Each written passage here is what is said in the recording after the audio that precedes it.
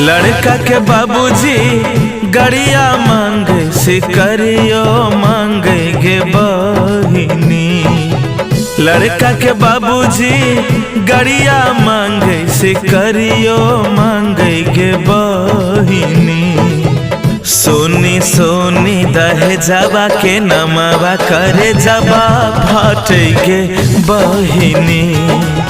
सोनी सोनी दहे जाबा के नमवा करे जाबा फाटे गे बहिनी। 5 लाख मांगे कोई, 7 लाख मांगे कोई, 10 लाख मांगे हो भैया।